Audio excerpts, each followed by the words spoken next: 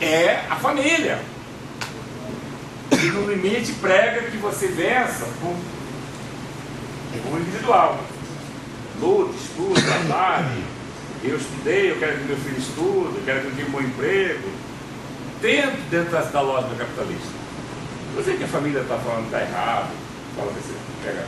É só pegar 3 questões para a gente se situar nessa história, que é o seguinte. A gente fala que somos em defesa do serviço público. Pronto. Temos que garantir a qualidade, estamos defendendo isso. A gente tem consciência que a sociedade tem no seu imaginário que serviço público não presta, principalmente serviço público de saúde, que não vai resolver o problema. Né? Estamos convencidos disso. Mas estamos convencidos também que o meu negócio é ser individualista. Isso.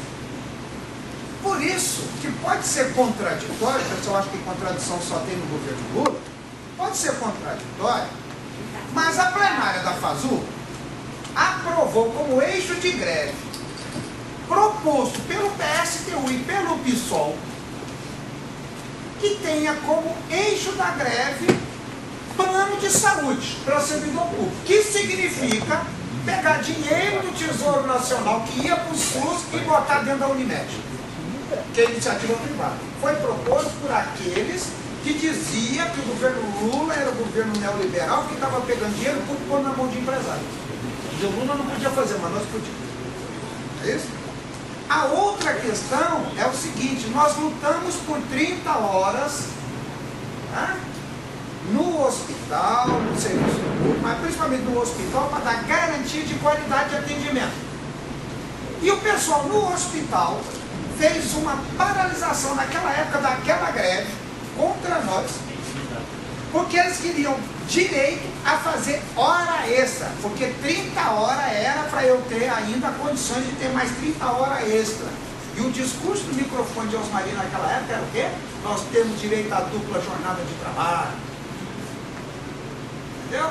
Então, essas contradições. Agora, o que levam as pessoas que reconhecem que precisam ter condições de trabalho a fazer algo que ela repudia no chefe, mas faz ela mesma consigo própria, que é se dispor à exploração. Só consegue fazer isso, né, quando ela foi trabalhada ao longo do tempo toda uma ideologia de que o correto é aquilo. Né? O meu pai um dia disse que ele era um cara fracassado na vida, porque nunca conseguiu formar um filho dele. Eu abandonei 2 cursos superiores para ficar nessa vida de movimento sindical, por isso para ele foi um fracasso que ele formou no filho. Porque ele está na cabeça dele aquela coisa de que, né, você só é alguém se tiver curso superior.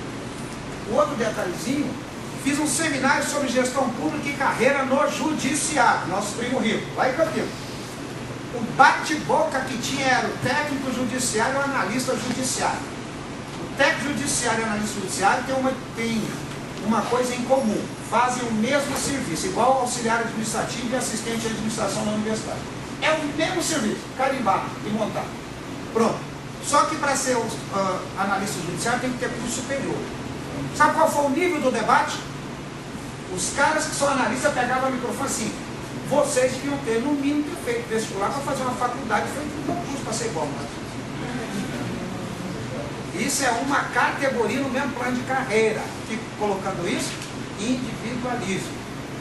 Para acelerar esse individualismo, eu conheço o Sr. João, porque todo dia nós somos obrigados a nos encontrar aqui no prédio, né, para desenvolver nossas tarefas. Começamos a falar bom dia, tomando um café, começamos a conversar, estou conhecendo o Sr. João. Mas no mundo atual do trabalho, em algumas áreas, eu sou funcionário da empresa, trabalho no mesmo setor do Sr. João e não conheço o Sr. João. Por quê? Porque muitas atividades hoje são feitas em casa. Você viu casa de propaganda? Os apartamentos agora já tem um home office. Né? O que é o home office? É aquele escritóriozinho que já vem no apartamento, porque um arquiteto não precisa mais da prancheta e nem ficar trabalhando lá na empresa. Na casa dele, horário liberado, ele faz o trabalho em mão. Então há uma desagregação, isso facilita toda uma política de comunicação. Agora, o que mais facilita a política de comunicação desses meios é que a Globo não é a maior mídia desse país. E a Folha de São Paulo não é o maior jornal desse país. A maior mídia desse país, o maior jornal desse país chama-se Imprensa Sindical, que infelizmente não se dispõe a estar contrapando o jornal da Globo com os jornalzinhos dos sindicatos para discutir essa política. Eles discutem o quê? A tabela salarial que põe lá. Os ligeirinhos, ele fazia 3 mil ligeirinhos, sobrava 2 mil. Ninguém liga. No dia que tinha tabela salarial, no ligeirinho você fazia 6 mil. Bom, passando.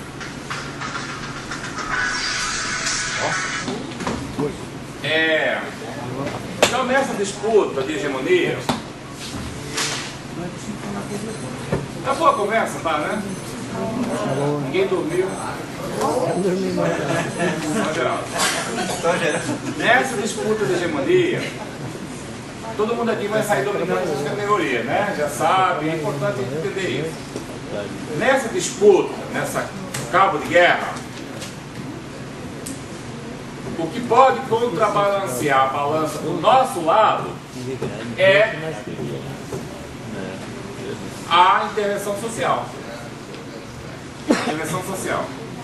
Que pode balancear. Enquanto a disputa estiver na esfera do Estado, na esfera do Parlamento, na esfera do Congresso, é um campo que nós sempre teremos dificuldade para disputar.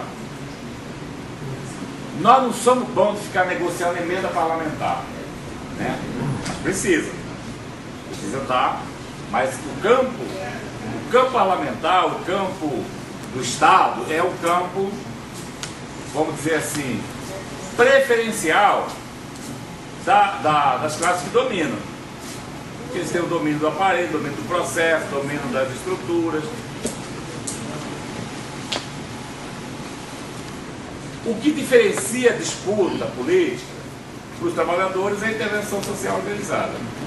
E aí entra a importância dos sindicatos, dos movimentos, da intelectualidade. Por exemplo, um cara como Gabriel, ele fazendo uma palestra dessa aí no meio do sem terra, no meio dos trabalhadores rurais, no meio dos cooperativados, eleva a consciência e ajuda a organizar. Mas nessa administração agora fechou-se esse método. Não, mas não é assim. O intelectual não significa que a instituição concorda ou não. Né? O papel do intelectual, inclusive, é subverter a instituição. Isso. É isso ou não é, Gabriel? Não interessa o que o reitor pensa, né? Deveria. A instituição é pública. A gente disputa a hegemonia, inclusive, com o reitor, com o estatuto da universidade, com a visão da universidade, enfim. Eu trabalho para a UERJ, mas eu falo o que eu quiser falar na minha sala de aula, desde que não fira princípios éticos, evidentemente. Mas o trabalho intelectual é um trabalho autônomo, tem autonomia de pensar, de elaborar e formular. Eu estou lá dando aula para minha turminha de 30 alunos, mas eu posso ir lá no meio do acampamento do sem terra e discutir com eles. Gramsci, hegemonia, política pública. Então essa intelectualidade a serviço da organização popular é importante, um aliado importante nosso. A gente não pode abrir mão dos intelectuais, né? O pensamento elaborado do ponto de vista acadêmico, para ajudar a gente a pensar o mundo. Mas ele não é o mais importante, ele é importante. O que dá rumo para a disputa de hegemonia é a intervenção política dos trabalhadores. Nesse sentido, os sindicatos, os movimentos sociais. Eu vi um exemplo, sem fazer análise da eleição de 2010. Enquanto estava aquela propaganda na televisão bonitinha lá, não sei o que, a Dilma estava indo pro saco. Não é? Aquele discursinho técnico, discursinho de tipo que está ganhando, não vão mexer na regra do jogo, porque está ganhando. Na virada lá, dos 10 dias da eleição, o negócio embolou. O efeito Marina, que terminou sendo um efeito transverso, entrou e atropelou tudo. Como é que mudou um pouquinho no segundo turno? Eu concordo com o Gabriel. Quando começou a fazer um corte de diferença de classe entre as candidaturas, quando a militância foi para a rua.